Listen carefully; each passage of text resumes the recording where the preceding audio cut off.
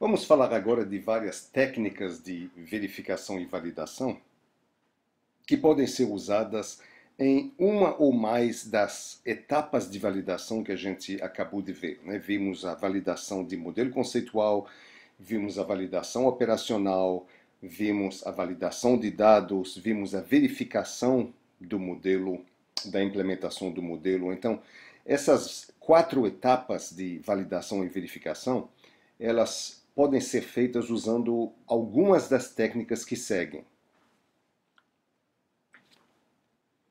Quando falamos de validação e verificação, a gente tem que se lembrar que há realmente dois alvos diferentes para essa validação, essa verificação. Tem você como modelador, você tem que se convencer de que você está fazendo alguma coisa bacana, e isso é feito usando algumas técnicas mais primárias, digamos, e que não são relatadas tipicamente no artigo porque não são tão convincentes. E é difícil relatar como elas funcionam. E tem outras técnicas que são muito apropriadas para relatar num artigo porque elas conseguem mais facilmente convencer terceiros. Então, para cada uma das técnicas eu vou tentar falar se elas são mais adequadas para convencer a si mesmo ou para convencer a terceiros de que você tem um modelo legal. A primeira técnica, então, é de animação. Isso é uma técnica que é para você, para se convencer. Você pode incluir animação do que acontece dentro do seu modelo para se convencer de que as coisas corretas estão acontecendo. Por exemplo, se você tivesse uma animação gráfica de movimento de pacotes numa rede, as filas de pacotes e o seu tamanho, a forma do roteamento acontecer na rede, se você exibisse isso, você poderia, examinando o andar ao longo do tempo do seu modelo, você poderia se convencer, parece que as coisas estão acontecendo de forma correta. Então isso a gente chama a técnica de animação. Seria também possível convencer uma outra pessoa que está examinando esses gráficos animados com o tempo. Você podia convencer uma outra pessoa de que seu modelo parece estar legal, mas não é o tipo de coisa que você pode colocar num artigo científico. A próxima técnica se chama técnica de traces. É semelhante à animação, só que você tem o comportamento de certas entidades que é rastreado através de um log, né? Você acompanha o rastro que é logado no arquivo para você saber se a lógica do modelo está correta, para ver se você está realmente capturando as nuances do que deveria estar acontecendo no seu modelo. Esse log, esse trace, poderia ser mostrado também para uma outra pessoa, para ela se convencer de que você está fazendo, seu modelo está ok, mas mais uma vez não é uma técnica que serve para você colocar no artigo científico para convencer um leitor. Simplesmente não dá para você exibir tanta informação e exigir que o leitor leia esse trace para se convencer que seu modelo está legal. A gente precisa de outras técnicas para isso. A próxima técnica, que a gente chama gráficos operacionais, mais uma vez, é uma exibição gráfica do que está acontecendo no seu modelo, só que em vez de exibir as entidades andando para lá e para cá, você vai exibir alguns indicadores de desempenho. Por exemplo, o tamanho de uma fila. Você poderia ter um gráfico que mostra o tamanho de uma fila ao longo do tempo, algo desse tipo que mostra a evolução de certas métricas agregadas. Em vez de ver muitos detalhes, você vê uma agregação de determinados comportamentos através de métricas de desempenho, tipicamente, e você vê se esse gráfico se comporta como você acha que deveria se comportar. Mais uma vez, é o tipo de técnica que não é muito apropriado para colocar no artigo científico.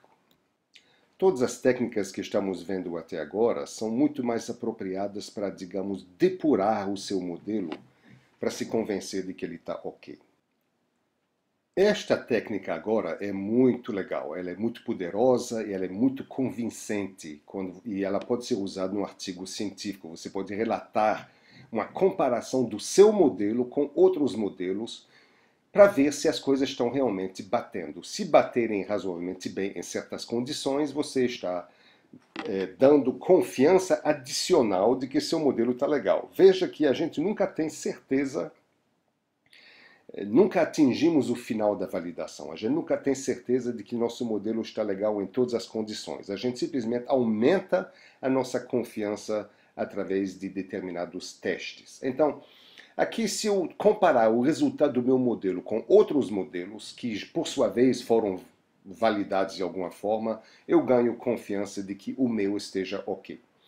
Então, por exemplo, você tem um modelo de simulação muito complexo e você podia comparar os resultados do seu modelo a resultados teóricos que você obtém, talvez, usando uma análise matemática, numa condição em que a análise matemática seja mais fácil.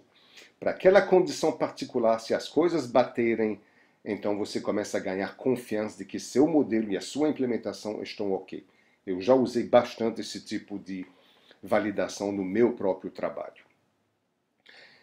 Você poderia também, por exemplo, comparar um modelo de simulação com outro modelo de simulação que foi feito por outra pessoa, por outro, publicado em outro trabalho. Você talvez tenha o seu modelo sobre certas condições, ele é equivalente a um outro modelo que já foi publicado sobre certas condições, e nessas condições os dois estão batendo razoavelmente bem.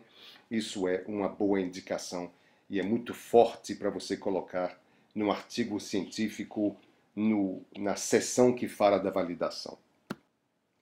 Testes degenerados são feitos quando você escolhe a entrada do seu modelo ou os parâmetros do seu modelo para forçá-lo a entrar no modo muito degenerado, que não é normal, não é típico, mas onde você vai ver se o comportamento está legal. Por exemplo, vamos supor que você tenha um modelo de filas e você aumenta a taxa de entrada de tal forma que você vai ter uma taxa maior do que a taxa de serviço e, portanto, as filas devem começar a crescer.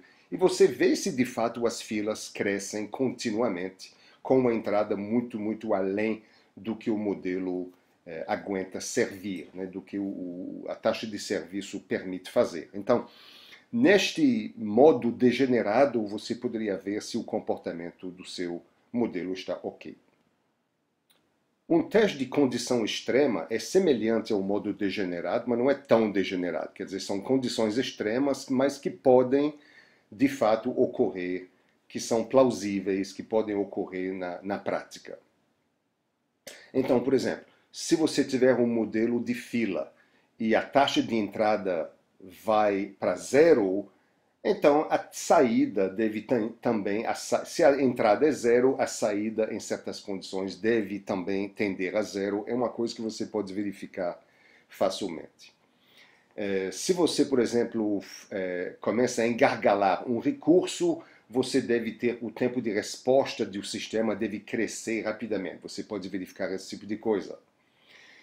Um outro exemplo seria no próximo slide aqui, você pode ver um gráfico que a gente já viu num segmento de vídeo anterior que mostra a utilidade que a gente obtém da marcação automática de documentos à medida em que o tamanho do conjunto treinamento varia de 0 até 1000, ou de nada até o total de documentos que nós temos no nosso conjunto de documentos.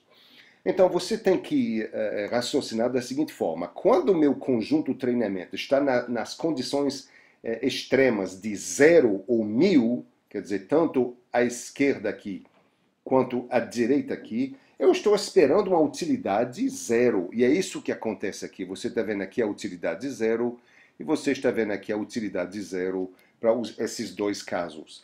No caso do tamanho do conjunto de treinamento ser igual a zero, eu quero que a utilidade seja zero porque, embora o custo seja muito bom, a qualidade deve ser péssima. Então eu não vou ter muita utilidade. E do lado de cá eu vou ter uma boa utilidade, mas eu vou ter um custo muito alto, então, aliás, eu vou ter uma boa qualidade, mas eu não vou ter um bom custo, então minha utilidade deve ser também muito baixa. Quando você vê que essas duas coisas acontecem, que eu tenho uma queda radical de utilidade nos pontos extremos, você começa a ganhar confiança de que seu modelo capturou as coisas importantes do mundo real. Mais uma vez, para depuração, tipicamente, você pode verificar a validade de eventos. Tem alguns eventos principais que ocorrem no seu modelo e você compara se esses eventos principais realmente correspondem ao que ocorre no sistema real. Por exemplo, um evento muito importante, por exemplo, numa spanning tree, seria a reconfiguração de uma spanning tree numa rede de comutadores, de switches. Então você pode ver se ao cortar, por exemplo, ao cortar um link nas conexões entre meus comutadores, eu posso ver se há uma reconfiguração, se o evento de reconfiguração do spanning tree de fato é disparado, isso começa a me dar confiança de que o comportamento está ok. A validade aparente, ou face validity, é também bastante usada. Eu tenho usado isso muito quando a validação se torna muito difícil.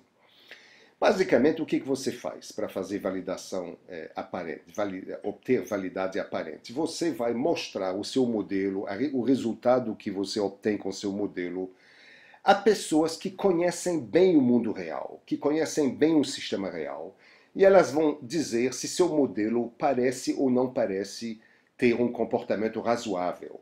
Então você diz, olha, meu modelo nessa situação está dizendo tal coisa. Pela sua experiência, isso parece uma coisa razoável? E se você tiver uma ou duas ou várias pessoas especialistas com o mundo real, com o sistema real, dizendo que seu modelo parece razoável, isso é uma coisa que você pode, não é extremamente forte, mas é uma coisa que você pode obter para colocar no artigo científico, que é relativamente fácil de obter. Quer dizer, não que seja fácil de fazer uma pessoa dizer que seu modelo é legal, mas é pelo menos operacionalmente mais simples do que várias das outras técnicas. Então, a validade aparente ela pode ser usada para determinar, por exemplo, se a lógica do modelo conceitual parece razoável, se os relacionamentos de entrada e saída parecem razoáveis. Você pode até mostrar a lógica do seu modelo, explicar o seu modelo para a pessoa, para ela dizer que o modelo parece razoável, ou ela pode fazer isso também examinando as próprias saídas do modelo. Muitos dos modelos que a gente constrói são altamente dinâmicos. Mas às vezes, ao fixar determinados valores, o comportamento fixo do meu modelo pode ser calculado matematicamente com facilidade e eu poderia verificar se nessas condições meu modelo está cuspindo uma saída adequada. Se você tiver dados históricos disponíveis para seu sistema real, aí você realmente está muito bem posicionado para fazer uma boa validação. Por exemplo, você pode quebrar os seus dados disponíveis historicamente em duas partes. Parte dos dados é usada para construir um modelo, para acertar os parâmetros, para deixar tudo bonitinho, para que seu modelo, para aqueles dados, esteja funcionando bem. E depois você testa com o resto dos dados se o seu modelo é capaz de predizer o que acontece no mundo real. A gente também chama isso de two-fold cross-validation. É uma técnica muito poderosa, usada na estatística também, mas aqui estamos usando para validação do nosso modelo. Para fazer isso, você pode usar qualquer tipo de dado histórico que você tiver. Por exemplo, traces são excelentes. Distribuições empíricas para alimentar o seu modelo. O que significa isso? É que seu modelo pode ter variáveis aleatórias que seguem uma certa distribuição e às vezes a gente não sabe exatamente que distribuição usar. Então, uma distribuição empírica é uma distribuição que é tirada de dados reais. Em vez de você escolher uma distribuição normal, exponencial, ou beta, ou etc., etc., você usa uma distribuição que realmente segue os dados reais. Uma análise de sensibilidade é uma técnica muito interessante para verificar a robustez de um modelo. Quando a gente fala de robustez, aqui a gente está dizendo se meu modelo é muito sensível a erros que eu posso ter nas minhas suposições.